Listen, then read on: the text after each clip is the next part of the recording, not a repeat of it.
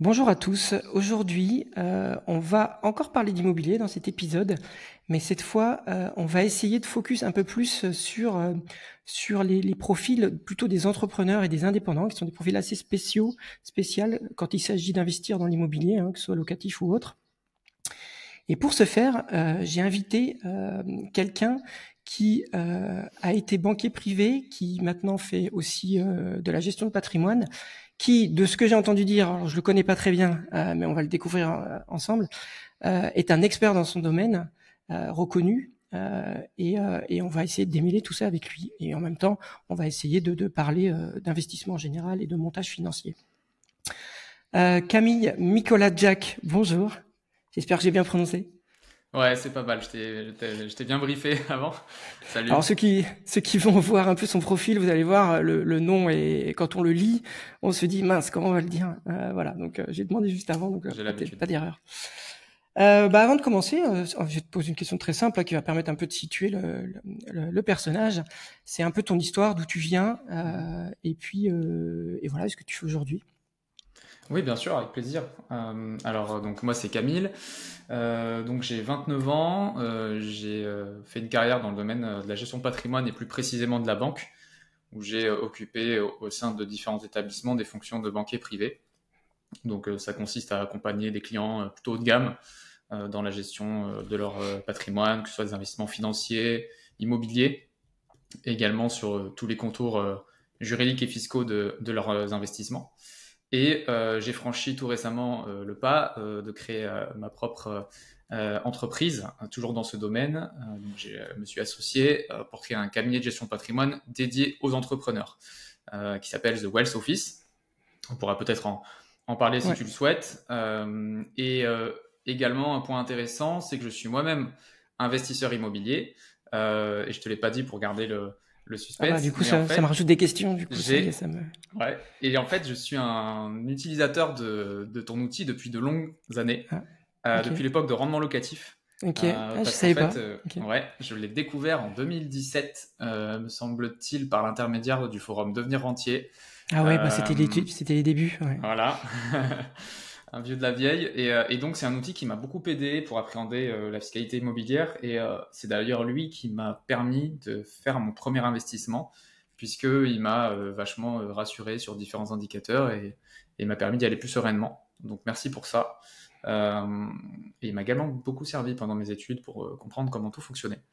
Donc voilà, hâte de discuter de Bah merci fiscalité beaucoup. immobilière avec toi.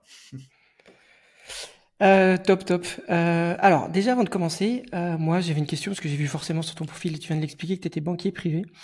Euh, Ça peut être intéressant d'en parler un petit peu avant d'aller sur les sujets d'immobilier et autres. Euh, Moi, de ce que j'en sais, c'est que moi, je crois que j'ai jamais été en banque privée. Et de ce que j'avais vu il y a quelques temps et quelques années, alors, je sais pas si ça a évolué depuis, mais c'était quelque chose qui tendait à se démocratiser. Alors, quand on le voit comme ça de l'extérieur, j'ai dit ça, c'est un truc pour les riches.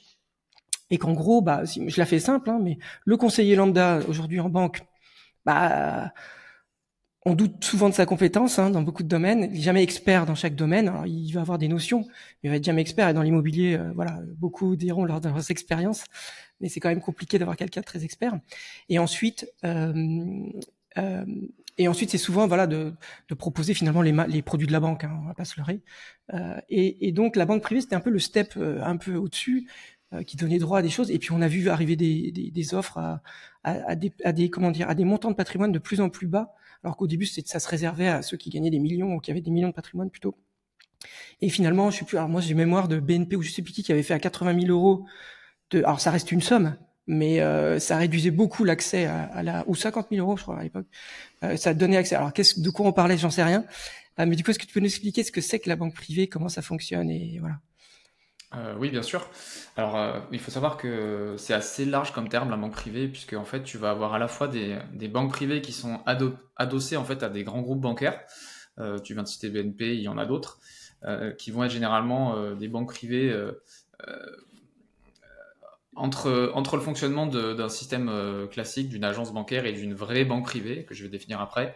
Puisqu'en fait, la banque privée adossée au groupe bancaire va certes proposer une gamme de services et d'expertise plus aboutie, mais va quand même plutôt commercialiser les produits du groupe, donc les produits maison. Ça veut pas dire que c'est pas bon, que c'est pas bien pour le client, mais ça veut dire que le champ d'expertise et les solutions sont quand même plus limités. Et c'est pour ça qu'ils ont des seuils d'éligibilité qui sont plus faibles, parce qu'ils ont industrialisé, ils ont harmonisé l'offre de telle sorte à ce que ce soit plus facile à proposer et à maîtriser par les collaborateurs. Donc ça, et ça va se différencier également quand même, il faut pas le négliger. Moi, je l'ai vu parce que j'ai travaillé en agence, et puis petit à petit, j'ai fait mes armes et je suis passé en banque privée. C'est que au niveau du financement, ils ont quand même une grille de lecture beaucoup plus souple. Ils vont plus accompagner les entrepreneurs. La technicité va être plus facilement appréhendée. Donc, quand même, une banque privée, quelle qu'elle soit, c'est un gros plus quand on veut emprunter et qu'on est entrepreneur. Et ensuite, tu as les banques privées pure player, qui sont en fait des marques, des établissements qui font que de la banque privée, qui ne sont pas adossés à un groupe grand public, et qui là, généralement, vont avoir une offre plus élargie, souvent à l'extérieur, en commercialisant par exemple des contrats d'assurance vie de plusieurs compagnies d'assurance, en commercialisant des fonds de multiples sociétés de gestion. Et c'est ce qui va en fait les rendre plus agiles et parfois plus performants sur ce qu'ils vont pouvoir proposer, parce qu'ils ne seront pas contraints par l'offre du groupe. Et après, si on veut aller plus haut, il y a la gestion de fortune, qui est donc le grade au-dessus, service généralement accessible à partir de 3 à 5 millions d'euros, où là tu vas avoir toute une équipe dédiée pour le client, avec vraiment tout ce qu'il faut pour bien gérer ton patrimoine. Tu peux même avoir des conseils pour investir dans l'art, ce genre de choses. Voilà, ça c'est vraiment le niveau ultime de la gestion de fortune dans les banques. Et après, tu as tout ce qui est family office, mais bon, c'est pas forcément le sujet. Donc, c'est des structures qui vont accompagner d'encore plus gros patrimoine, avec même des systèmes de conciergerie, où là, vraiment, on est à un niveau de technicité, on peut pas faire mieux, quoi. Et t'en penses quoi, toi, en fait, de ce fonctionnement dans le contexte actuel, où de plus en plus de choses sont digitalisées, où de plus en plus il y a des instruments financiers qui se disent plus efficaces que finalement la gestion. Alors après, ils font des choix, ils peuvent faire des choix multiples, hein, les gestionnaires de fonds de patrimoine. Mais aujourd'hui, bon voilà, il y a quand même une espèce de mode sur le fait qu'on peut investir dans 1500 entreprises mondiales en un clic, avec un seul placement et avec des frais limités. Parce que quand on sait que la banque privée va rajouter des frais, etc. T'en penses quoi aujourd'hui? Qu'est-ce qui fait vraiment l'avantage de la banque privée, par exemple, par rapport à... Alors, ta question est très pertinente, hein. C'est une tendance que j'ai identifiée, moi, il y a fort longtemps, justement, avec l'émergence de tous ces forums où les particuliers prenaient un petit peu le pouvoir sur la gestion de leurs finances, avec de nombreux livres, chaînes YouTube, podcasts ou autres supports qui sont arrivés pour donner de l'information. Et effectivement, les établissements bancaires vont pas pousser ces façons d'investir, qui sont très peu chargées en frais, parce que forcément, c'est leur gagne-pain. Voilà, qu'on va pas se leurrer, c'est une entreprise commerciale à but lucratif, elle a besoin de gagner sa vie, et ces solutions d'investissement-là ne rémunèrent pas en fait les intermédiaires. On parle des trackers, des ETF par exemple, pour investir en bourse. Qui sont des robots en fait, au final, in fine, en fait, alors, une fois qu'ils sont en place. Les trackers, les ETF, donc ce sont des valeurs mobilières qui vont suivre des indices ou des sous-jacents autres. Et le type de service dont tu parlais, on peut appeler ça des robots advisors. En fait, ce sont des sociétés qui vont construire des portefeuilles, le plus souvent avec une gestion algorithmique, par rapport au profil de risque du client, en s'appuyant justement sur des trackers, des ETF. L'idée, c'est d'être à mi-chemin entre la gestion passive et la gestion active, savoir qu'on utilise des produits très peu chargés en frais en termes de sous-jacents d'investissement, mais qu'on rajoute quand même un service, on va dire, de conseil, de gestion de ton portefeuille. Parce qu'il faut les choisir. Il faut les choisir quand même. Et puis, il faut faire évoluer le portefeuille en fonction des évolutions de marché. Si toi, ton profil de risque, il évolue. Voilà, il y a cette partie-là. Donc moi, ce que j'en pense, c'est que c'est une excellente chose pour la simple et bonne raison que il y a quelques années, il y a encore des sujets sur lesquels c'est le cas, on pourra en discuter, mais où les meilleurs placements étaient réservés aux plus fortunés. C'est-à-dire les plus performants, les moins chargés en frais étaient réservés aux plus riches, et ceux qui avaient des revenus ou des patrimoines, on va dire, modestes, ou même assez confortables, mais pas à des niveaux de fortune, en fait, avaient accès à des solutions peu performantes et très chargées en frais. Et c'est une tendance qui se démocratise, et sur la partie bourse, effectivement, aujourd'hui, je pense qu'investir dans des trackers, soi-même ou via l'intermédiaire d'un robot advisor, pour pas les citer, c'est un très très bon moyen, et généralement, on va réussir à faire beaucoup mieux que ce que sa banque pourra nous proposer. Maintenant, il y a d'autres classes d'actifs qui sont plus complexes, plus techniques, qui ne sont pas en fait accessibles de la sorte.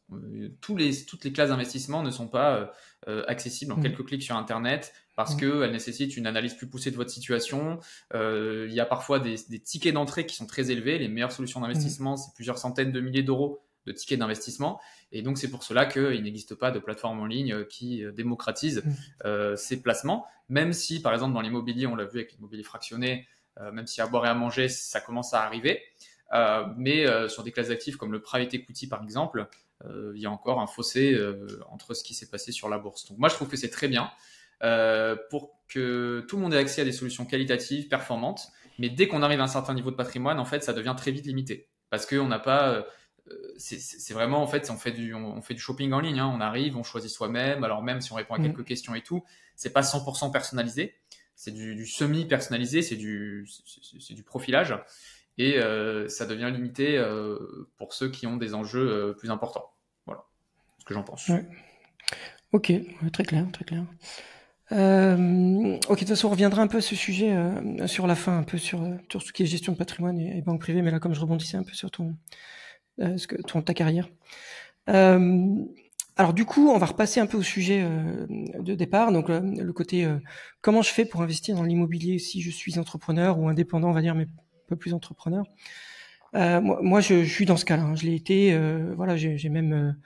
Je crois que quand on est entrepreneur, il y a des phases où on est même au chômage, mais ce qui est normal. Hein, c'est le système français. Hein, beaucoup en profitent.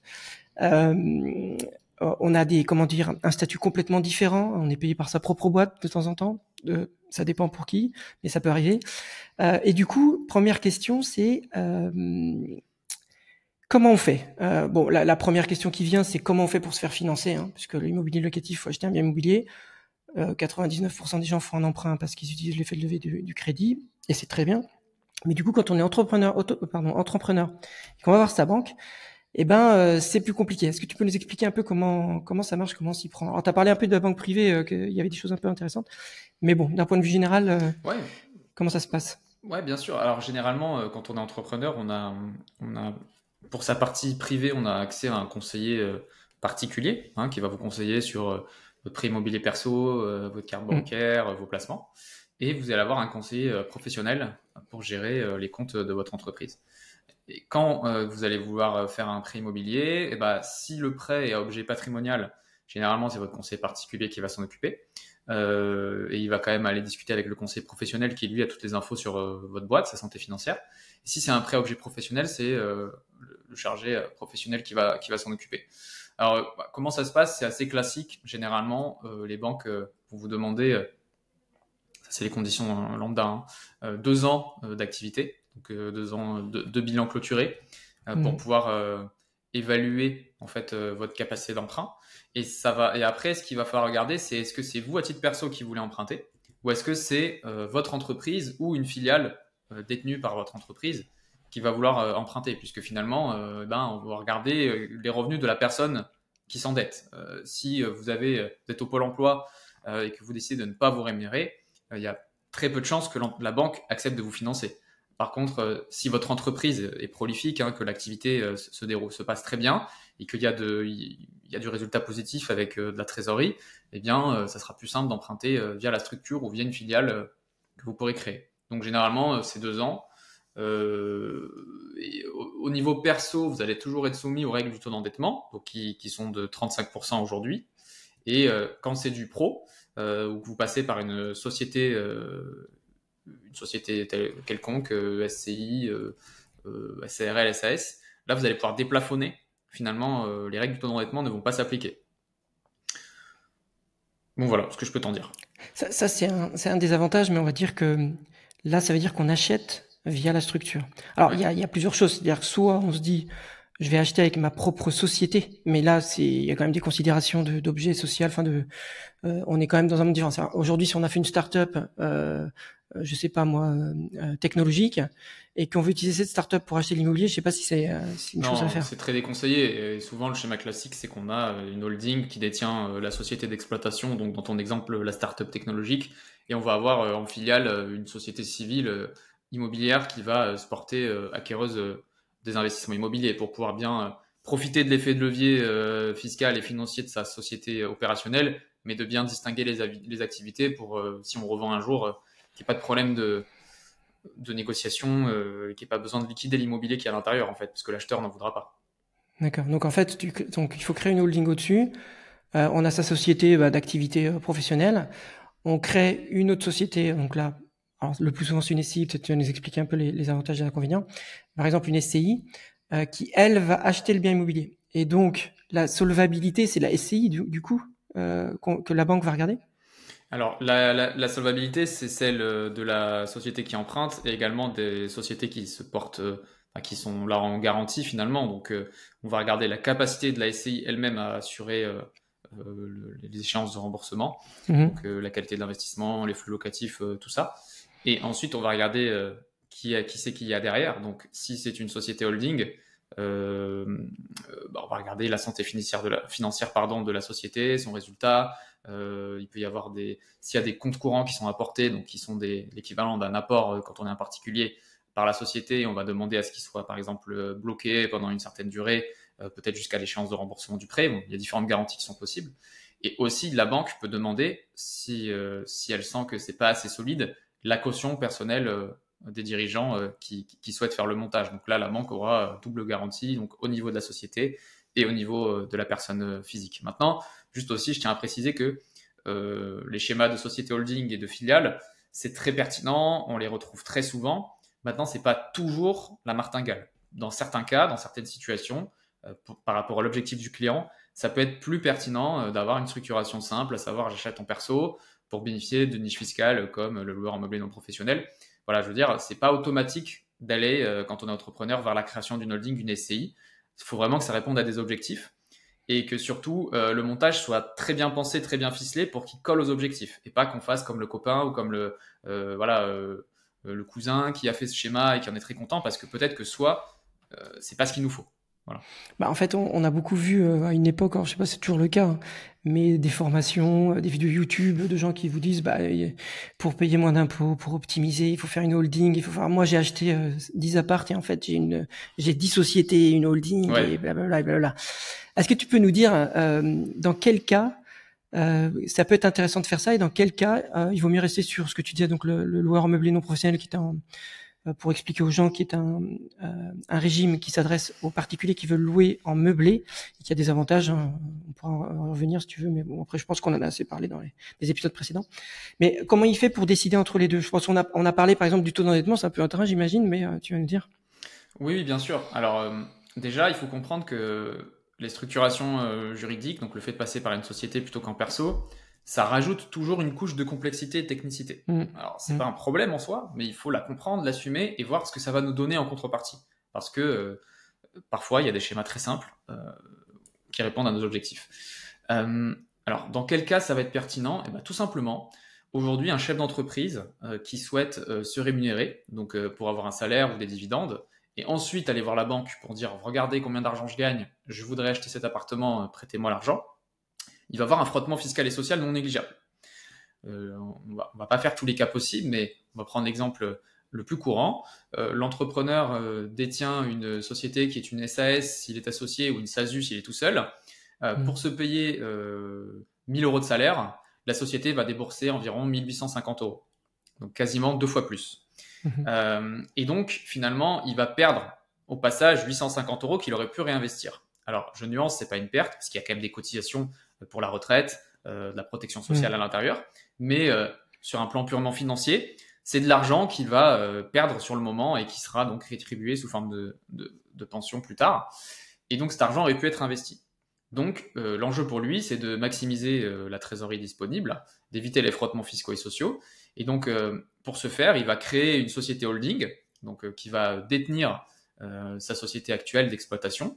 Donc je ne vais pas détailler les différentes possibilités, mais il peut revendre ses parts à une holding, il peut les apporter à une holding. Et une fois que c'est fait, la dite holding va créer une filiale qui va être le plus souvent une société civile immobilière s'il veut investir dans l'immobilier. Il y a d'autres schémas possibles, mais prenons l'exemple de celui-ci. Et là, l'avantage, c'est qu'il va pouvoir utiliser en fait la trésorerie qui était détenue dans sa société d'exploitation et la faire transiter jusque la société civile. Donc, il va pouvoir, pour cela, soit distribuer des dividendes via ce qu'on appelle le régime mère-fille. Et au lieu que ça lui coûte 85%, en fait, ça va lui coûter un peu plus de 1%.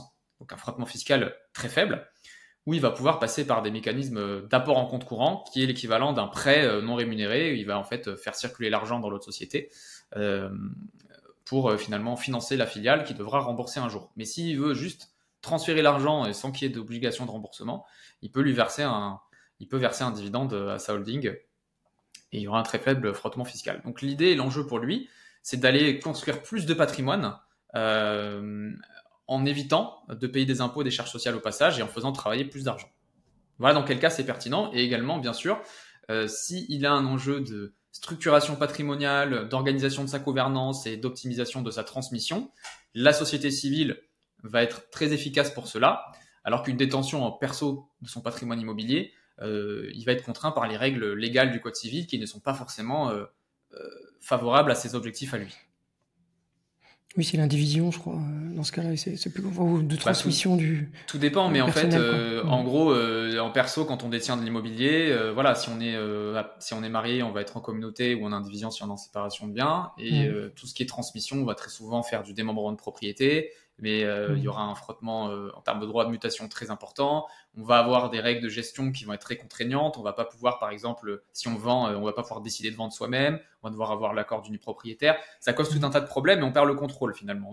On doit choisir entre payer moins d'impôts à la succession ou garder le contrôle, alors qu'avec des structurations sociétaires, on peut optimiser les deux en organisant soi-même les règles du jeu, tout en économisant au passage des impôts et des charges sociales. Donc c'est ça l'enjeu de l'entrepreneur, c'est de faire effet de levier sur son business, sur son activité, pour se construire un patrimoine perso pour quand il aura envie de bosser, qu'il va céder sa boîte et qu'il ait vraiment le plus de capital possible. Donc en gros, l'entrepreneur dans le cas que tu cites, l'exemple, s'il se dit bah moi je vais prendre moins de salaire, parce que le salaire c'est un peu ce qui est le plus taxé, même si tout revient à peu près au même, puisqu'on double quasiment. Alors à 1 000 euros c'est pas le cas, mais dès qu'on monte dans les salaires, je crois que c'est le double quasiment pour l'entreprise. Donc c'est dire je me paye moins et du coup ce gain finalement fiscal, je le structure pour faire un achat immobilier. Mais alors ça marche que si on peut faire ça, c'est-à-dire qu'on peut utiliser la trésorerie. Quand dans le cadre qu'on a fait une levée de fonds par exemple, c'est un peu plus compliqué quand même. Là, il faut l'accord là c'est quasiment pas possible. Les investisseurs ils voudront pas que l'argent levé voilà, ça va financer le projet perso. Ça c'est impossible, on oublie. Ou alors il faut apporter soi-même de l'argent en plus, mais là, ça devient un peu compliqué on va dire. Oui, non, c'est un schéma pour les entrepreneurs qui ont un business qui ont leur propre business qui tourne. Et d'ailleurs, même certains, puisque c'est la mode aujourd'hui sur les réseaux, des solopreneurs en fait, qui font 200, 300 000 euros de chiffre d'affaires, qui sont très allergiques à tout ce qui est impôts, charges sociales, et qui vont vouloir optimiser voilà, le plus possible. C'est des schémas qui sont bons pour eux, mais également les patrons de PME, enfin bref, tout entrepreneur qui a un business qui fait de la rentabilité et qui fait plus de chiffre d'affaires que nécessaire pour se payer leur salaire. Il y a de l'excédent de cash en fait. Ouais. Mais par contre, après, bon, évidemment, comme on crée une SCI, alors holding SCI, donc forcément il y a de la comptabilité, mais bon, à partir du moment où on a une société, à la limite, c'est pas. Oui, on est habitué. On est habitué. Et après, par contre, on est dans les contraintes de la SCI. Donc là, tu disais tout à l'heure, il y a un choix entre l'MNP et SCI. Est-ce que tu peux nous expliquer un peu les différences? Si j'avais fait en perso en LMNP ou si je fais avec finalement à la fin celui qui achète c'est une SCI. Ouais, voilà. C'est une question. Tout le monde la pose. Tout le monde dit le SCI c'est génial. Bon, moi je sais parce que voilà, j'ai aussi un peu d'expérience maintenant. Je connais très bien le sujet. Je vais demander ton avis quand même. C'est voilà, tout le monde dit il faut faire une SCI parce que voilà, tu vas payer moins d'impôts, parce que ceci, cela. Bon, la réalité elle est un peu plus complexe. En fait, la question paraît très simple, très innocente, mais elle est extrêmement complexe. Par exemple, moi, ça fait l'objet de 4 journées de cours à des étudiants où je leur explique en détail en fait les tenants aboutissants. Donc, je vais essayer d'être bref. En gros, la détention de son patrimoine en perso, donc dans la niche du loueur en meublé non professionnel, par exemple, c'est un petit peu la martingale fiscale ultime, parce que tu vas avoir la fiscalité d'une société alors que tu es une personne physique. Donc, tu vas avoir le mécanisme de l'amortissement qui va faire que pendant plusieurs années, tu ne vas pas payer d'impôts et de prélèvements sociaux sur tes revenus locatifs. Et ça, c'est très précieux quand on finance à crédit et qu'on n'a pas la trésorerie en fait pour payer un éventuel frottement fiscal.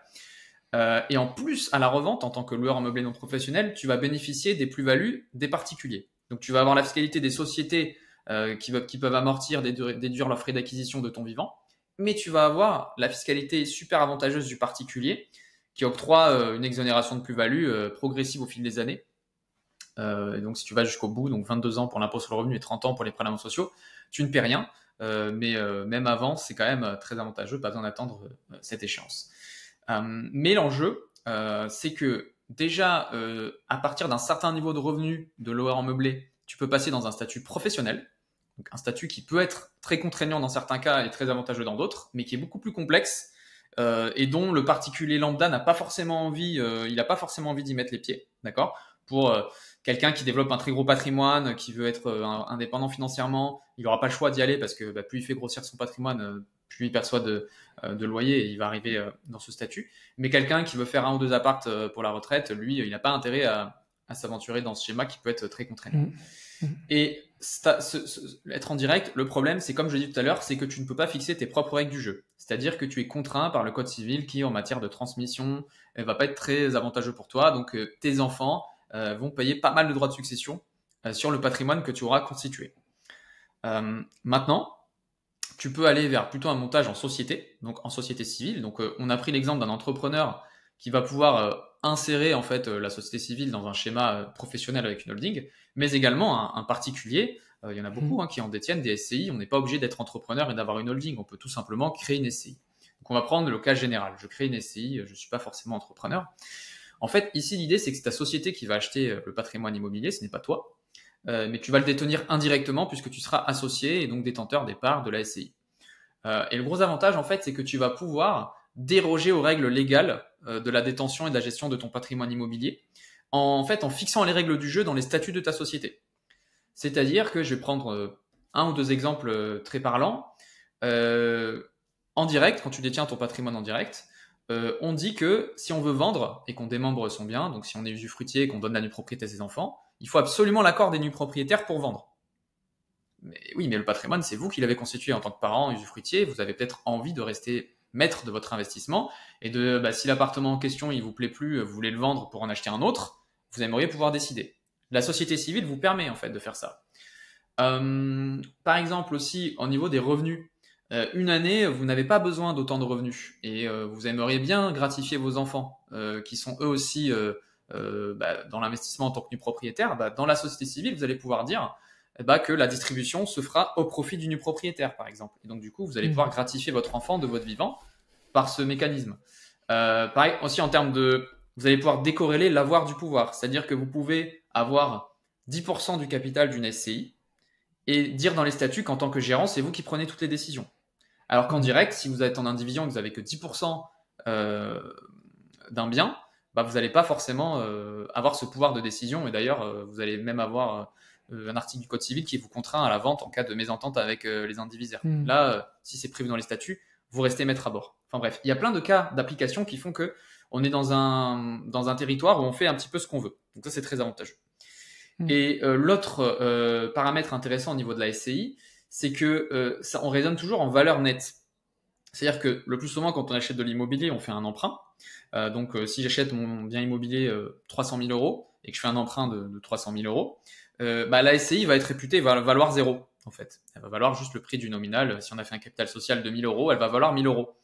Et ça, c'est pas neutre parce qu'en fait, si on veut transmettre à ses enfants, le fisc nous encourage à le faire le plus tôt possible, d'accord, avec des abattements qui se reconstituent tous les 15 ans, un barème de démembrement qui avantage les plus jeunes. Et donc, du coup, vous allez pouvoir donner des parts de SCI à vos enfants ou d'autres personnes si vous le souhaitez. L'exemple le plus classique, c'est des enfants, avec une valeur nette très faible, puisque vous avez cet emprunt qui va être déductible de la valeur des parts. Et donc, vous allez pouvoir transmettre beaucoup de patrimoine pour un coût fiscal faible, voire nul.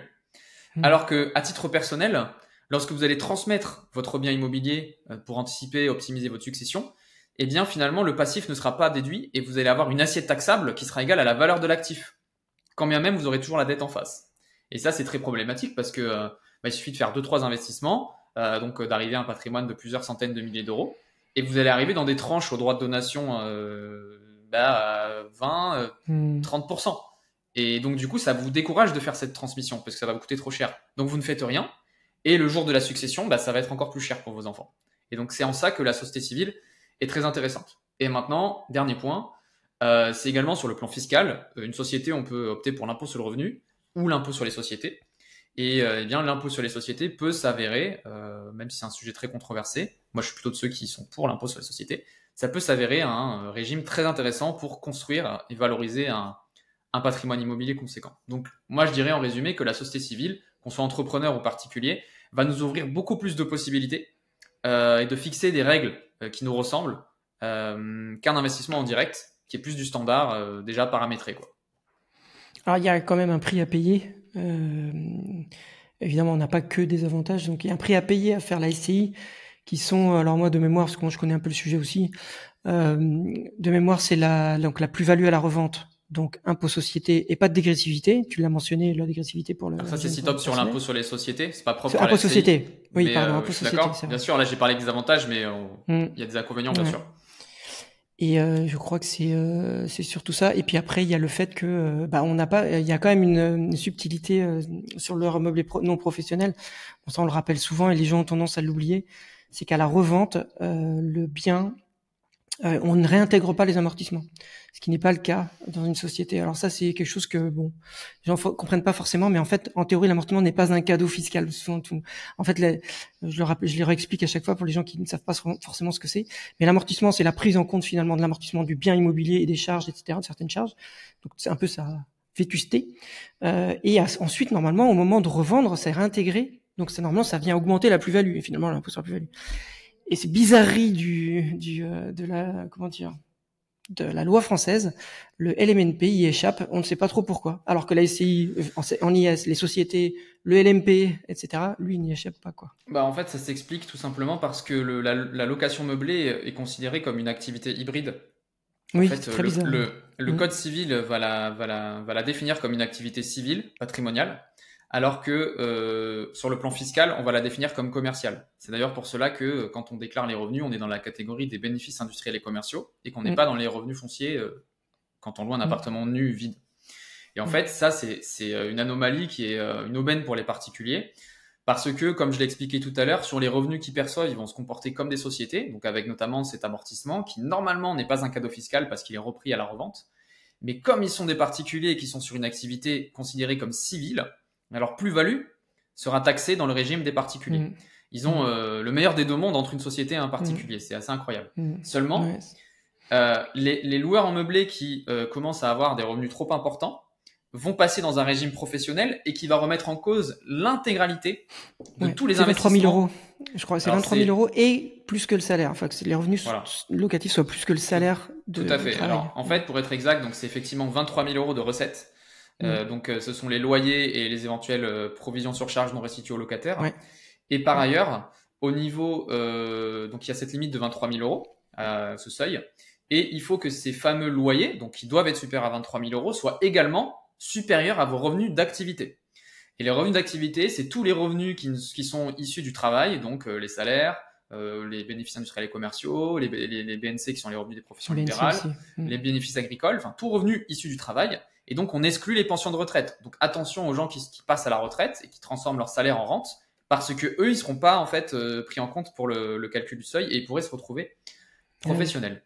Et donc, ce statut de professionnel, en fait, on retombe dans un schéma exactement calé sur celui d'une société, à savoir que les amortissements qu'on défalque de ces loyers, on nous les réintègre à la revente.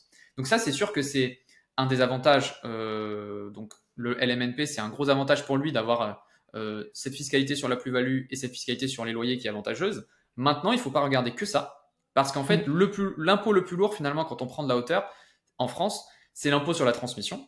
Donc, parce qu'en fait, il est calé non pas sur des revenus, mais il est calé sur la valeur du patrimoine qu'on a constitué, et ça peut aller jusqu'à 45%. Et donc, en fait, il faut toujours regarder la fiscalité dans son ensemble. C'est-à-dire, ok, je gagne d'un côté, mais qu'est-ce que je perds de l'autre?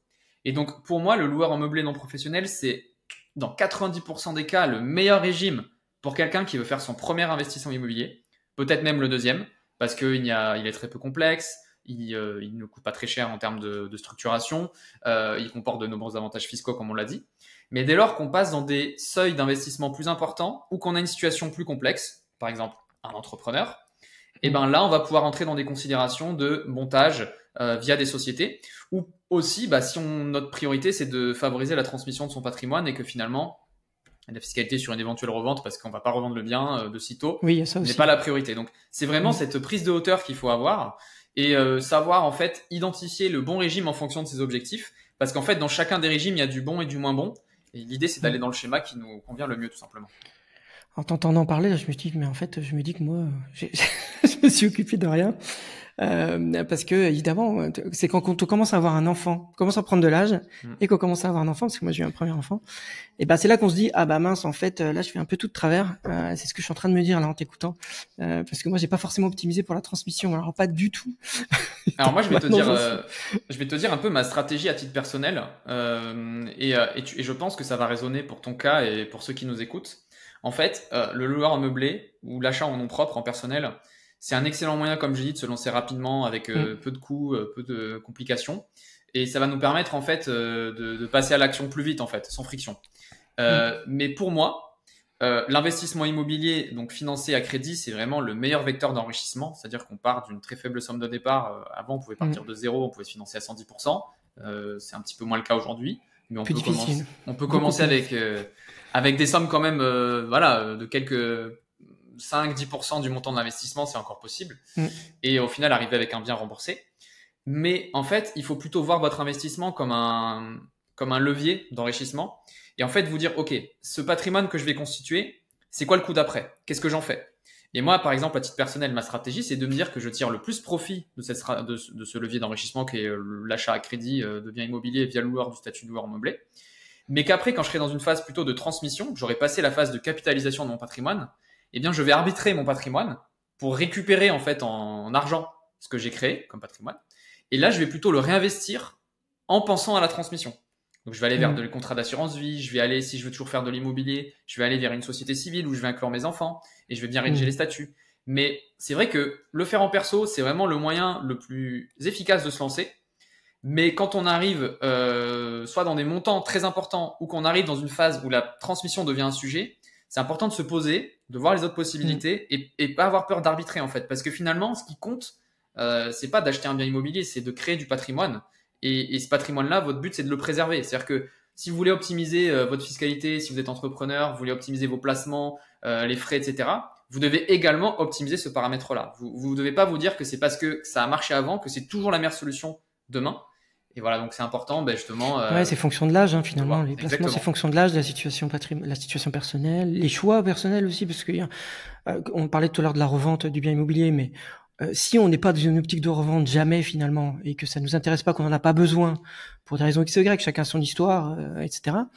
Et ben forcément la SCI devient plus intéressante aussi, parce que voilà, on revend pas, donc la fiscalité de la plus-value, en limite, on s'en fiche quoi. Exactement. Et donc voilà, il y a vraiment beaucoup de. C'est pour ça que c'est toujours difficile. On me demande moi souvent aussi à chaque fois quel est le meilleur investissement. Oui, le LMNP dans la plupart des cas est intéressant, mais malheureusement il y a tellement de situations personnelles et de choses à prendre en compte que tu l'as très bien dit. Que il faut adapter, et en plus c'est évolutif. Exactement. Et puis comme en bourse d'ailleurs, la même chose en bourse. Bien sûr. Et également, il y a des statuts qui, en apparence, paraissent très simples et super intéressants comme le LMNP, mais quand on le maîtrise pas de A à Z, quand on a une connaissance assez superficielle du mécanisme, on va voir les avantages. Donc c'est sûr qu'on va foncer vers les avantages. Mais par exemple, si on ne connaît pas le statut du loueur en meublé professionnel, ses implications fiscales et sociales, et quand est-ce qu'on tombe dans ce statut, en fait, on fait son investissement en pensant à la situation actuelle. On n'anticipe pas l'après. C'est-à-dire, écoutez, je sais pas, quelqu'un peut perdre son emploi, quelqu'un peut quitter son emploi pour devenir entrepreneur, donc avoir une baisse de revenus. Oui, c'est vrai que dans ce cas-là, automatiquement, en fait. Là, ça, personne n'y pense. Personne n'y pense. Vous allez arriver, puis on va vous dire, en fait, votre plus-value, là, c'est pas 0, c'est 30 000 € qu'il faut payer. Et du coup, tu me fais penser une question. Ça peut arriver. Je veux dire, ils prennent 1 an. C'est quoi la durée prise en compte? Voilà, en fait, il faut faire très très attention à cela parce qu'en fait, ça a changé récemment. Et disons que c'est pas quelque chose une information qui s'est très très bien diffusée. Personne n'en parle de ça. Avant, pour être loueur en meublé professionnel, donc ce statut qui est plus complexe, on pourra le définir. Quelles sont les implications? En fait, il fallait avoir, donc on l'a dit, 23 000 € de loyer cumulé sur tous vos biens meublés au niveau du foyer fiscal, et il fallait que ces loyers soient supérieurs à vos revenus d'activité. Et la troisième condition, c'était que vous deviez faire des démarches pour vous inscrire au registre du commerce et des sociétés. Elle a disparu, je crois, celle-là. Enfin, elle est obsolète. Depuis 2017, cette condition a été supprimée. Tant et si bien qu'on se retrouve qu'avec les C'est conditions automatique. de revenus. Non, c'est automatique. Ouais, voilà. Et finalement, on avait avant des personnes qui avaient plus de 23 000 euros de loyer, qui étaient supérieurs à leur salaire, mais qui n'allaient pas faire la démarche administrative de s'inscrire. Et du coup, qui pouvaient décider d'être non professionnel ou professionnel. Et donc, forcément, ils restaient dans le non professionnel parce que c'était plus avantageux. Ce changement, il est récent. Hein, ça doit 2017. être, 2017. Et donc, du coup, aujourd'hui, on se retrouve dans un cadre où on peut tomber à son insu, de façon subie, dans le statut professionnel. Et si ce statut, on ne le connaît pas, qu'on ne connaît pas les tenants et aboutissants en termes de traitement, de la plus-value, de l'imposition des revenus, et bien en fait, on peut gâcher l'intégralité de son investissement parce que l'État va vous traiter dans le statut fiscal au moment où vous allez vendre ou toucher vos revenus et vous n'aurez aucun contrôle là-dessus. En fait. C'est au moment de la déclaration qu'on s'en rend compte. Et comme en France, on déclare ses revenus 1 an après les avoir perçus, c'est toujours trop tard. Et d'ailleurs, c'est pour les entrepreneurs, c'est vraiment le sujet. Là, pour le coup, on est en plein dedans parce que l'entrepreneur, il peut très vite passer de j'ai un gros salaire, je me paye plus, je vais au chômage, enfin, voilà quoi. Oui, quelqu'un qui démarre une nouvelle activité et qui n'a pas de revenus au début, c'est son cas. Quelqu'un qui a vendu sa société et qui lève le pied pendant quelques mois, années, c'est son cas. Il y en a certainement d'autres, mais c'est très sensible en fait. Est-ce que tu peux... Ouais, vas-y, pardon. Non, j'allais dire, en fait, le fait de passer d'un statut à l'autre, c'est un fait, ça peut être un problème, mais si on connaît les implications et qu'on sait les tirer à son avantage, finalement, ça peut ne pas être un problème. Mais encore faut-il connaître en fait ces implications pour ne pas subir. Ouais, tout à fait. Et du coup, est-ce que tu peux indiquer les 2-3 choses importantes à retenir et en fait finalement les désavantages, ce que ça fait de passer en LMP par rapport au LMNP. En fait, donc loueur meublé professionnel, LMP, ouais, loueur meublé professionnel. Tout à fait, le loueur meublé professionnel. Alors je vais clairement, de façon totalement objective, dire en quoi il se distingue et après on pourra juger de si c'est bien ou pas bien. Alors il va se distinguer tout d'abord sur la fiscalité des revenus. En fait, en tant que loueur meublé non professionnel, vous allez déclarer vos loyers, vous allez avoir des amortissements, etc. Vous allez avoir donc un résultat qui va être nul les premières années et qui va, au bout de peut-être 10 ans, devenir positif. Et à ce moment-là, vous allez devoir payer votre taux marginal d'imposition, donc qui va de 0 à 45%, et des prélèvements sociaux de 17,2%. En professionnel, on est considéré, comme son nom l'indique, comme un professionnel. Et donc, au lieu de payer les prélèvements sociaux qui sont sur les revenus du patrimoine, on va venir payer les cotisations sociales, donc les cotisations URSSAF en tant que travailleur non salarié. Et au lieu d'être de 17,2%, ces cotisations sont de 45%. Alors, c'est un barème qui est dégressif. Énorme. C'est un barème qui est dégressif, mais au début, on est mangé à 45%. Et en plus, si on ne perçoit, on a un résultat nul à cause des amortissements, etc., enfin grâce plutôt aux amortissements, on va avoir quand même un forfait de 1 100 € à payer. Il y a un minimum, c'est-à-dire qu'on peut pas payer 0 cotisation sociale. On a toujours un forfait à payer. Oui, parce que en plus on le déclare sur les recettes. Alors oui, après c'est vrai que dans les détails, c'est sur le résultat quand même. Sur le résultat. Parce qu'en fait, le résultat est considéré comme une rémunération versée quand on est professionnel, comme une sorte de salaire si on veut, et donc c'est pour cela que les cotisations frappent le résultat. Donc quand on dit le résultat, c'est juste pour tout le monde ne comprend pas forcément, c'est les recettes, donc les loyers en immobilier, de laquelle on diminue d'abord les amortissements, je crois, et ensuite les charges, et ça donne le résultat qui lui est imposable auprès des sociaux. On est taxé que sur l'éventuel bénéfice et pas l'intégralité des loyers. Donc ça, c'est le premier point. On a des cotisations sociales. Le deuxième, c'est au niveau de l'imposition de la plus-value. Alors là, c'est là que ça devient technique et que c'est beaucoup plus complexe. Vous allez sortir du régime des particuliers, donc qui s'applique pour les loueurs meublés non professionnels, et vous allez dans le régime des professionnels. Alors le régime du professionnel, on va se retrouver un peu dans le schéma d'une société à l'impôt sur les sociétés, à savoir que tous les amortissements que vous avez déduits vont être réintégrés dans le calcul de votre plus-value. Autrement dit, le cadeau fiscal se transforme en crédit fiscal. C'est-à-dire qu'au lieu de payer au début sur vos loyers, vous allez payer à ce moment-là sur la plus-value. Alors, en fait, quand vous allez vendre votre bien, on va distinguer deux plus-values. La première, c'est la plus-value long terme. C'est la plus-value qui correspond vraiment à la plus-value que vous avez faite. J'achète l'appartement 100 000, je le revends 200 000, j'ai fait une plus-value long terme de 100 000. C'est la création de valeur. Et on va rajouter une deuxième plus-value, qui est la plus-value court terme. Et cette plus-value de court terme, en fait, c'est le montant de tous les amortissements que vous avez pratiqués. Je vais prendre un cas extrême. Un investisseur a acheté son bien, il le revend 40 ans après. C'est vraiment extrême, mais c'est vraiment pour que les chiffres soient simples. Il aura amorti 100% de son bien. Tant et si bien que si le bien, il l'a acheté 200 000 et qu'il le revend 200 000, encore une fois un cas extrême qui a peu de chance d'arriver, mais c'est pour les calculs. Sur 40 ans, oui. Mais du coup, il va avoir une plus-value court terme de 200 000 parce qu'en fait, il a amorti son bien. Donc, on voit qu'il s'est pas enrichi sur le bien. Il l'a revendu le même prix. Mais par contre, il va quand même avoir une plus-value de 200 000 euros. Et là où ça fait mal, c'est que cette plus-value, elle est taxée à l'impôt sur le revenu, donc au barème progressif, et à 45% de charges sociales. Ah oui, donc en fait, même à la revente, ouais. Ouais, donc finalement... Oui, c'est un salaire, c'est un gain, quoi. S'il a un taux marginal élevé, d'accord, donc il a un taux marginal à 41%, il va payer 41% et 45%. Plus donc 40. En fait, on va lui reprendre l'intégralité de la valeur de son bien presque.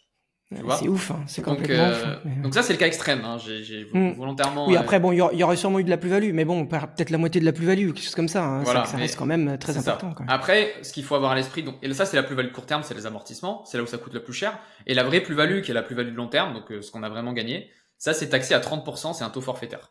C'est 30%, ok. C'est 30%. Ah, je crois que c'était sur les revenus, ça aussi, c'est sur l'impôt sur le revenu, non, en fait, ok.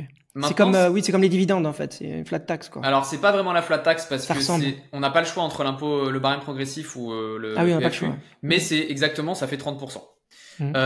Par contre, là où c'est sympa quand même, c'est qu'on a des régimes d'exonération. Je vais en citer le plus évident, le plus connu, c'est qu'en fait, en dessous de 90 000 euros de loyer cumulé, donc si vous êtes un loueur meublé qui fait pas plus de 90 000 euros, donc c'est quand même pas mal, vous avez un régime d'exonération qui vous permet, si vous êtes loueur meublé depuis au moins 5 ans, d'être exonéré intégralement de toute la plus-value, 100%. Toute la plus-value, à l'exception des amortissements sur lesquels vous paierez les cotisations sociales. Alors attends, ça veut dire que si tu as loué pendant au moins 5 ans, donc dans ton cas, toi, de 40 ans... Alors là, il a loué au moins 5 ans, c'est sûr, sous le statut loueur meublé professionnel. Alors on va prendre un exemple peut-être plus concret, plus réaliste. Il a acheté le bien 200 000, il le revend 500 000. Donc comme il avait acheté 200 000 sur 40 ans, il a amorti les 200 000 euros de la valeur de son bien et il a fait 300 000 euros de plus-value de long terme, donc c'est la différence entre 200 et 500 000. Et comme il a moins de 90 000 euros de loyer, si c'est son cas, il va être exonéré de l'intégralité de la plus-value. Donc la plus-value de long terme, exonérée. La plus-value de court terme, exonérée. Par contre, on va lui dire, monsieur, comme vous avez fait un bénéfice et que vous êtes professionnel, vous êtes une sorte d'entrepreneur de l'immobilier, eh bien, ce résultat, on va vous prendre 45% de charges dessus, sociales, parce qu'en fait, ce sont des cotisations pour la retraite, les charges sociales. À l'inverse des 17,2% de prélèvements sociaux, qui sont des contributions de solidarité, en fait. C'est-à-dire qu'on finance la sécurité sociale, différentes aides. Ils sont appliqués à tout, d'ailleurs. Hein, Exactement. Toutes sortes. Alors que les 45% de charges sociales, c'est pour vous que vous les payez. C'est des cotisations, ça vous achète des points de retraite. Et donc du coup, c'est pas une punition en fait. C'est tout simplement une contribution à vos revenus futurs que vous allez payer, qui paraît cher sur le moment, mais qui va vous donner droit à un revenu différé. Ça va vous cotiser à la retraite. On n'a pas le choix. On n'a pas le choix. On n'a pas le choix. Donc du coup, si on est en dessous de 90 000 euros, le pire qu'on ait à payer, c'est 45% sur les amortissements. Mais le reste peut être exonéré. Donc finalement, il faut voir, il faut regarder les chiffres, il faut regarder. Des fois, ça peut être, je dirais pas avantageux, mais ça peut être le moindre mal d'être dans ce régime. C'est pas forcément grave. C'est vrai qu'il y a toujours ça. C'est quelque chose que je rappelle tout le temps, c'est que il y a un moment donné, on gagne de l'argent, quoi. Donc il y a un moment donné, on paye de l'impôt, on contribue, c'est normal. Je veux dire.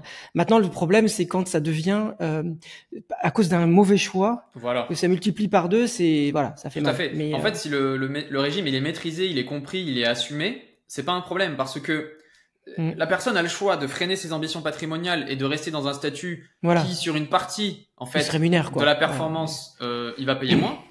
Mais peut-être qu'il aurait pu constituer 10 fois plus de patrimoine en payant aussi 10 fois plus d'impôts à la sortie, mais en se retrouvant avec un montant net sur son compte bancaire beaucoup plus élevé. Et en fait, c'est cette approche globale qu'il faut avoir parce que sinon, dans ce cas-là, on serait tous au SMIC et on ferait aucun investissement parce qu'on aurait peur de l'impôt. Or, ceux qui gagnent le plus d'argent sont ceux qui payent le plus d'impôts. Et le dernier point où le loueur meublé professionnel se différencie, mais je vais être très bref, c'est au niveau des déficits. Certainement que tous les auditeurs le savent. Quand on fait du déficit foncier, on achète un appart, on fait plein de travaux, on peut déduire de son revenu global pour défiscaliser un petit peu ses salaires. En meublé, ce n'est pas possible. Les déficits ne sont reportables que sur les revenus meublés. En loueur meublé professionnel, ces déficits-là sont déductibles de vos salaires. Donc, vous pouvez défiscaliser vos salaires avec le loueur meublé professionnel. Et la particularité, c'est que le montant est déplafonné, il n'y a pas de limite. Alors qu'en revenu foncier, c'est 10 700 euros. Ouais. Voilà un peu sur quoi ça se distingue.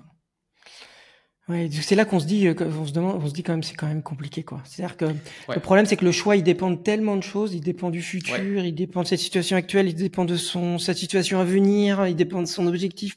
C'est vrai que enfin, même moi, hein, qui quand même connais le sujet un peu quand même sur l'investissement immobilier, au bout d'un moment, voilà, enfin, ça devient quand même complexe. Il faut même avoir le temps et l'envie soi-même de prendre du recul sur soi, sur comment ça fonctionne. Et voilà, c'est là qu'on se dit que éventuellement se faire accompagner ou avoir les bons outils aussi, bah, quand même ça aide beaucoup, quoi. Oui, et puis tu peux pas tout anticiper, c'est-à-dire que tu sais Et pas ça toujours change en ce qui est fait plus. de demain, ça Ouais. change.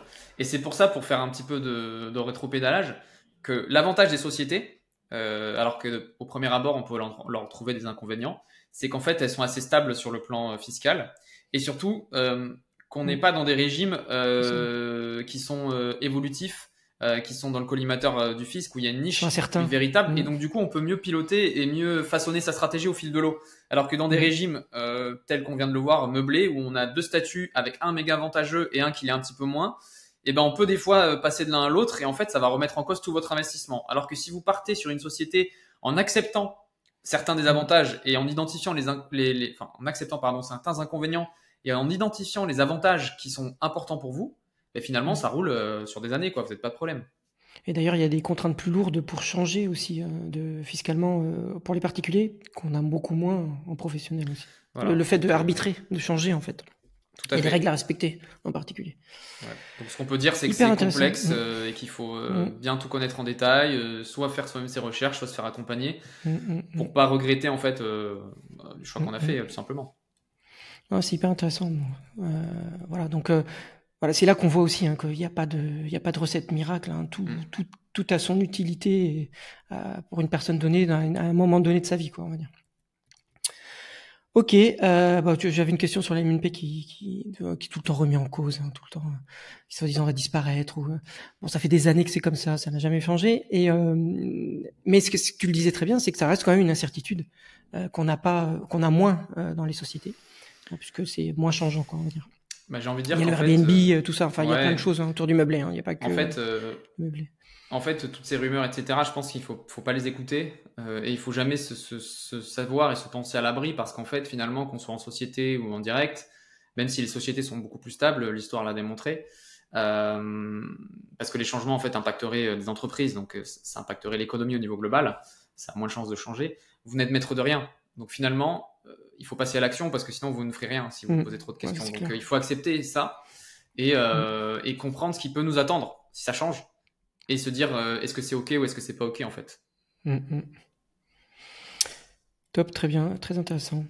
Du coup, tu as dit que tu avais fait un investissement immobilier. Est-ce que tu t'en parles ou tu veux en parler ou pas du tout comme tu veux, Oui, hein, non, il n'y a aucun problème.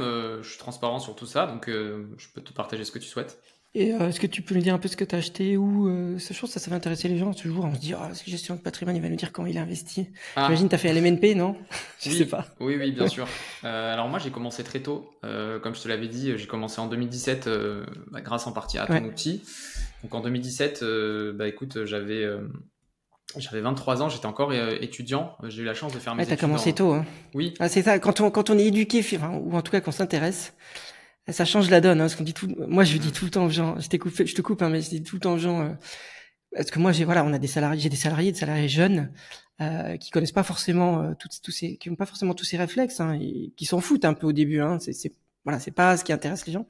Et vu le manque d'éducation financière en France, on a beau leur dire plus tôt tu vas commencer et plus tu vas être riche, hein, pour faire simple. Hein, et peu importe ton niveau de salaire d'ailleurs, hein, tu seras beaucoup plus riche, ça c'est sûr.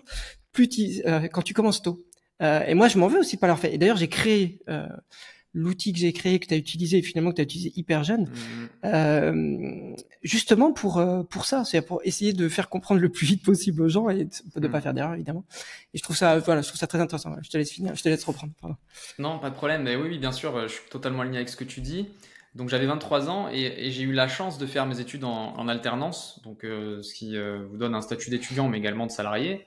Et en fait, j'ai fait 3 années d'études en alternance, ce qui m'a permis de valoriser auprès de la banque mes revenus en fait.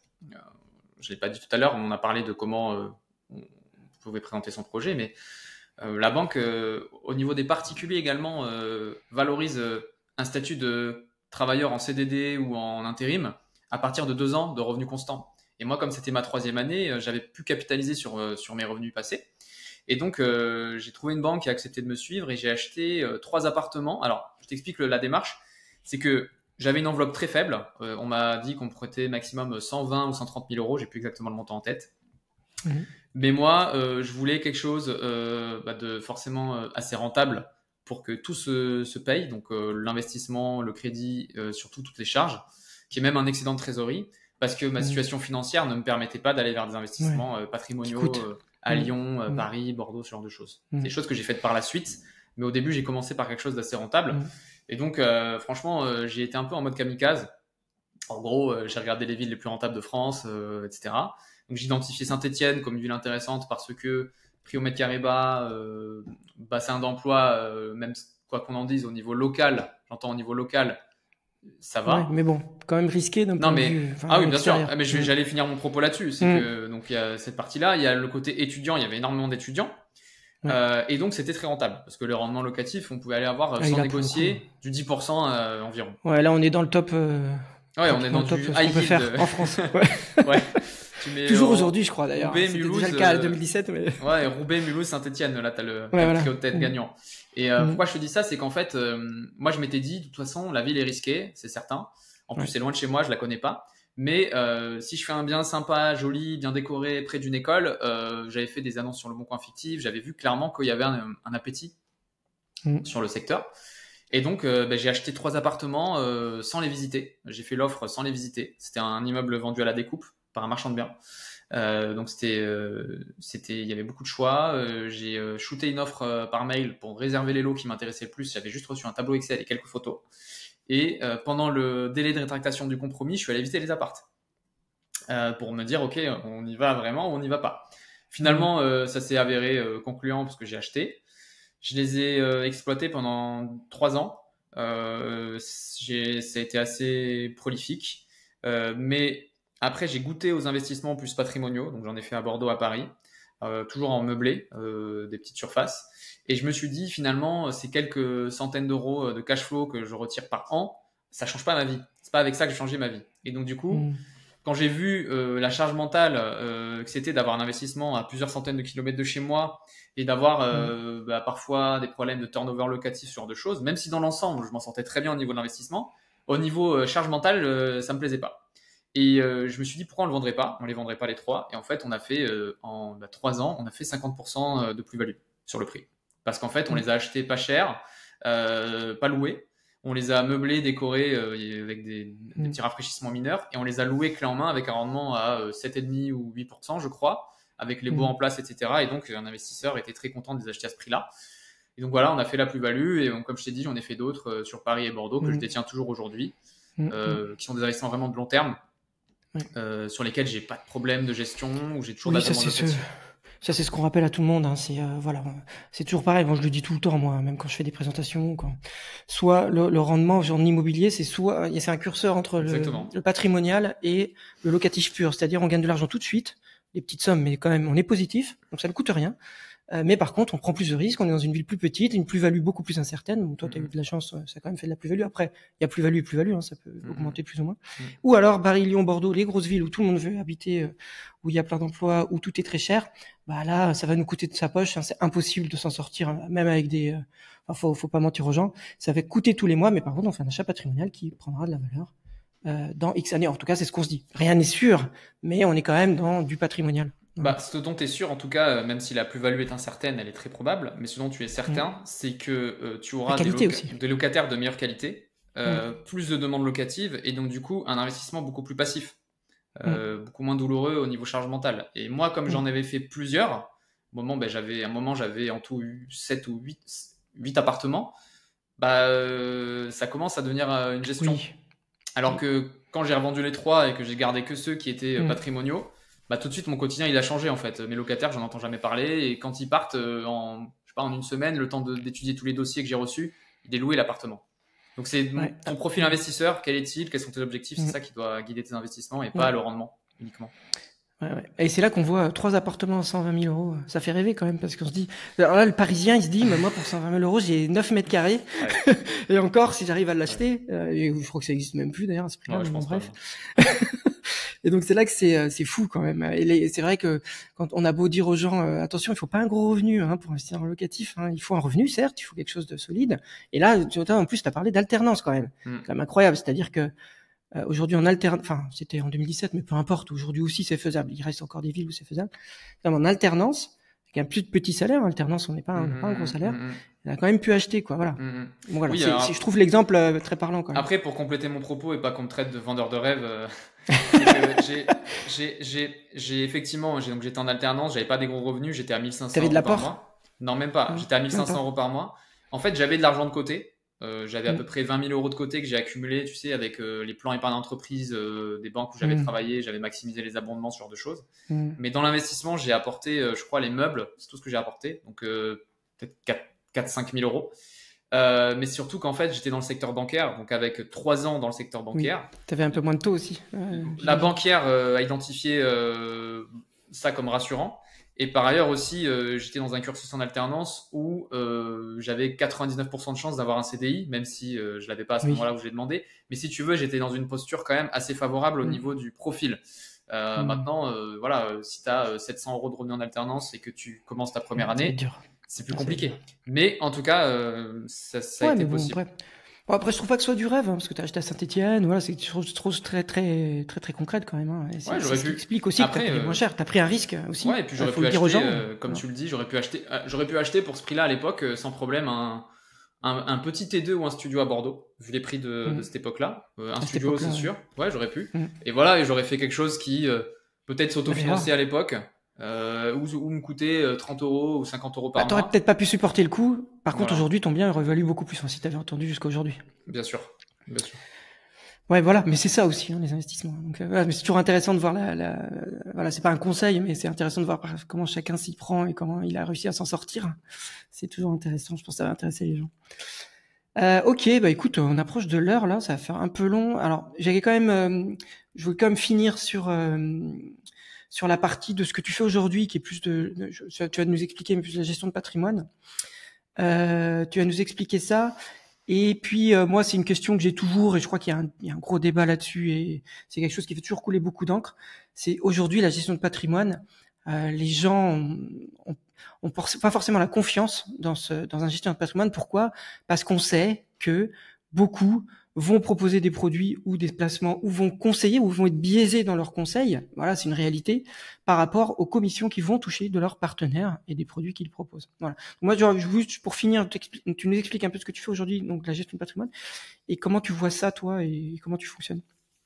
D'accord. Alors effectivement, donc comme je l'ai dit en introduction, moi j'ai quitté récemment mes fonctions de banquier pour créer ma propre structure de gestion de patrimoine qui s'adresse principalement aux entrepreneurs et aux cadres dirigeants, parce que c'est sur cette clientèle-là que je considère avoir le plus de valeur. Et donc nous, en fait, ce qu'on fait, c'est qu'on aide nos clients à développer et optimiser leur patrimoine en s'appuyant sur une stratégie patrimoniale personnalisée. Donc on part de leurs objectifs et on va identifier les outils les plus opportuns pour les aider à atteindre ces objectifs. Donc ça va passer par du conseil juridique, fiscal, créer des sociétés, etc. On en a un petit peu parlé. Et on va avoir également la partie investissement sur laquelle notre travail, ça va être de construire un portefeuille pour nos clients au travers de tous les sous-jacents, donc, avec un univers très large, avec la bourse, avec l'immobilier sous toutes ses formes, que ce soit en direct, via des CPI, via des fonds professionnels, via de la dette privée immobilière, enfin bref, c'est assez large. Et également les actifs non cotés, donc le private equity. Donc ça, c'est ce qu'on fait. On intervient à partir de 250 000 euros d'investissement. Et nous, notre parti pris, en fait, c'est de démocratiser la gestion de fortune. Pourquoi ? Parce qu'en fait, on considère que dès lors qu'on arrive à des montants de patrimoine significatifs ou qu'on est entrepreneur, on a une situation assez complexe, assez d'enjeux pour mériter les meilleurs conseils et les meilleurs investissements. Mais également, comme je l'ai dit tout à l'heure, la gestion de fortune, c'est réservé aux personnes qui ont au moins 5 millions d'euros de patrimoine. Et aujourd'hui, quand on est entre 500 000 euros et 5 millions d'euros de patrimoine, on est servi plutôt mal par les banques privées qui vont nous commercialiser des solutions peu qualitatives, bourrées de frais et moins performantes. Donc, par rapport à la deuxième partie de ta question sur le manque de confiance des gens par rapport au système de commission, etc., c'est un constat que je partage. car j'ai déjà eu la remarque en fait de prospects lorsque j'étais à la banque qui me disaient mais qu'est-ce qui me dit qu'en fait ce que vous me proposez c'est bon pour moi et c'est pas bon pour vous, pour votre portefeuille. Et parce qu'en fait le système en France il est structuré de telle sorte que les intermédiaires sont rémunérés par les produits qu'ils proposent à leurs clients. Donc dans les produits il y a des frais qui sont le plus souvent cachés, assez opaques, et une partie de ces frais sont reversés aux intermédiaires, donc c'est-à-dire les banques, les conseillers en gestion de patrimoine, les assureurs, les courtiers également. Alors que outre-Atlantique, donc par exemple en Angleterre, la pratique des honoraires est très largement répandue. C'est-à-dire qu'on paye un montant fixe, quelle que soit la chose qu'on va nous conseiller. Ça permet d'éviter les conflits d'intérêts. Donc nous, c'est également un parti que l'on prend au sein de ma structure, The Wealth Office. En fait, nos clients, pour toute la partie stratégie patrimoniale, ils ont un devis. Donc voilà, en fait, on leur dit pour créer une holding, c'est tant, pour optimiser votre rémunération, c'est tant, etc. Donc là-dessus, c'est transparent, il n'y a pas de problème. Et sur la partie placement, en fait, on supprime toutes les rétrocommissions. C'est-à-dire qu'on va faire investir nos clients sur ce qu'on appelle des clean shares. Les clean shares, ce sont des versions sans frais de commission. En fait, sur tout placement existe dans cette version quasiment. C'est-à-dire que vous pouvez acheter un fonds sous sa part retail qui contient ces commissions à l'intérieur. Donc qui sont déduits de votre performance et de votre capital pour être reversés à l'intermédiaire. Et vous avez la version clean, qui est le même fonds, identique, la même gestion, les mêmes investissements, mais sans les commissions. Donc généralement, ça implique une économie de l'ordre. C'est toi qui les refais, c'est vous qui les refacturez. Voilà, ça implique une économie. Donc on les paye pas deux fois. Non, en fait, généralement, les conseillers vont mettre en avant le fait que leurs conseils sont gratuits auprès des clients, alors qu'ils vont percevoir des rétrocommissions par les sociétés de gestion des produits qu'ils ont commercialisés. Parce qu'en fait, ces fonds sont surchargés en frais et comprennent la part de rémunération du conseiller en gestion de patrimoine. Sur les fonds Clean Share, c'est le même fonds, la même gestion, seulement cette quote-part de frais est supprimée et le conseiller en gestion de patrimoine ne perçoit rien. Il n'est pas rémunéré pour cela. Et donc, pour se rémunérer, eh bien, c'est à lui de faire le travail de pédagogie auprès du client et de lui expliquer qu'il va avoir un mode de rémunération différent, aligné sur ses intérêts. Et ça te permet justement, toi, en tant que conseiller, de créer ce climat de confiance déjà avec le client qui, a priori, est garanti d'avoir aucun problème sur les investissements qui lui seront proposés parce que tu touches la même chose. Et par ailleurs aussi, ça t'ouvre beaucoup plus de possibilités parce que, on revient sur ce que tu disais tout à l'heure, les trackers, les ETF, c'est génial pour investir en bourse. Moi-même, j'investis par ce biais-là. Mais quand tu es CGP, ce sont des produits qui ne contiennent pas de commission. Tu n'as aucun intérêt à les proposer. Tu vas pas proposer des ETF à ton client puisque tu ne perçois pas de commission. Eh bien, en disant au client que c'est pas les produits qui te rémunèrent, mais c'est lui, le client, eh ben, tu peux très bien lui dire, on va aller faire un portefeuille d'ETF. Parce que du coup, c'est le client qui va te payer. Et en termes de tarifs, en fait, tout simplement, on a une grille tarifaire transparente et dégressive, c'est-à-dire qu'en fonction du montant que le client nous confie, eh ben, chaque année, ça lui coûte un montant fixe et plus il nous confie, moins ça lui coûte. Ok, non, c'est intéressant. Je suis pas sûr que les gens soient au courant de ça, mais bon, après il y a un boulot de pédagogie. D'ailleurs, les gens s'en rendent même pas compte en fait, cette histoire de commission pour la plupart des gens, même parce que ça se voit pas. À la limite, ils se disent bon bah moi, à la limite, je m'en fiche, c'est lui son partenaire. Sauf que ça a un impact sur le conseil et ça a un impact finalement sur la performance des choix patrimoniaux, etc. Alors, je suis d'accord que c'est très très peu connu. Maintenant, ça se démocratise là aussi. Il y a un mouvement parce que l'AMF a instauré un nouveau statut il y a quelques années. Alors, je sais plus l'année, mais en gros, aujourd'hui, tu peux être conseiller en gestion de patrimoine indépendant ou non indépendant. Et pour pouvoir te targuer d'être indépendant, tu ne dois pas percevoir de rétrocommission. Donc, il y a ce texte de loi. Il y a une façon de reconnaître ça. Donc, en fait, c'est quoi? Il y a un statut particulier? En fait, quand tu t'inscris à ta chambre réglementaire, les CGP sont réglementés. Quand tu t'inscris, tu dois dire si tu optes pour le statut indépendant ou non indépendant. Ah oui, d'accord. Et ensuite, il y a des contrôles pour vérifier que dans tes documents, c'est stipulé comme tel et que tu ne perçois pas de commission. Voilà. Okay.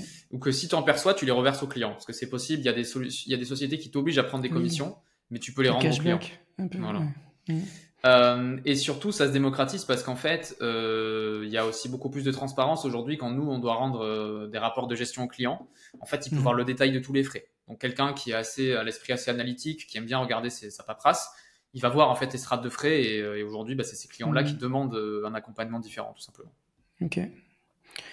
Ok, hyper intéressant. Bon, c'est top. Je pense que là, on aura très bien compris le sujet.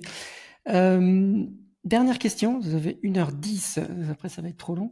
Quel a été, parce qu'en fait c'est un peu le thème un peu du podcast, quel a été ton plus grand plongeon dans la vie, donc ta plus grosse prise de risque ou la chose qui t'a plus marqué Tu est-ce veux que dire t'as- sur le plan de Comme l'investissement tu en veux, général? personnel, professionnel, non, peu importe, Bah, je, investissement. il y a celui qu'on a évoqué, hein, bien sûr, parce qu'aujourd'hui, même si j'en Le parle premier. avec, ouais, même si j'en parle avec, Ouais. je banalise un petit peu ça. Au moment où je Mm. l'ai fait, je te cache pas que Ouais. j'étais Surtout pour le premier, hein. un petit C'est peu le plus premier en fait. fébrile. Ouais. Ouais, parce que voilà, faire son premier investissement, en acheter trois d'un Mm. coup, dans une ville où c'est à 500 km de chez toi. Je suis sorti de ma zone de confort, c'est le cas de le dire. Donc je dirais celui-ci. Mais je pense que c'est comme tout dans la vie, en fait, tout part d'un plongeon, d'un saut dans le vide, Mm. parce qu'en Mm. fait, on n'aura jamais 100% des réponses à nos questions, la plupart viendront sur le chemin. Et l'idée, c'est d'aller glaner le plus de réponses possible pour se dire, ok, au pire, si ça marche pas, je serai toujours debout, mais si ça marche, j'ai tout à gagner. Mm. Et c'est ce que j'ai fait. Donc ouais, je prendrais cet exemple, acheter 3 appartements à 500 km de chez moi en étant alternant à 23 ans. Ouais, c'est un bon C'était, exemple, hein. c'était ça, ouais. Super intéressant. Ouais. Voilà. Bon bah top. Écoute, j'espère que cet épisode, moi je trouvais super intéressant en tout cas. J'ai appris pas mal de choses aussi, donc ça je te Trop cool. félicite aussi. Et j'espère que les gens qui nous écoutent aussi. Et puis ensuite, bah s'ils veulent te contacter, de toute façon ils peuvent aller sur ton LinkedIn. Je crois que tu es assez actif sur LinkedIn. Après, LinkedIn, t'as très parlé de bien. ta société, The Ouais, Wealth alors sur LinkedIn, Office. The Wealth Office, exactement, donc thewealthoffice.co. Mhm. Mais les liens sont présents également sur mon profil LinkedIn si vous n'êtes pas très fort en anglais et que vous ne trouvez pas. Donc voilà, contactez-moi via LinkedIn, Camille Nicolas Jack. Voilà, vous faites un copier-coller du nom très compliqué qui apparaîtra dans le podcast. Je pense que ce sera le moyen le plus simple pour vous. Ça marche. Ok, merci à toi, Camille. Avec plaisir. Merci à toi.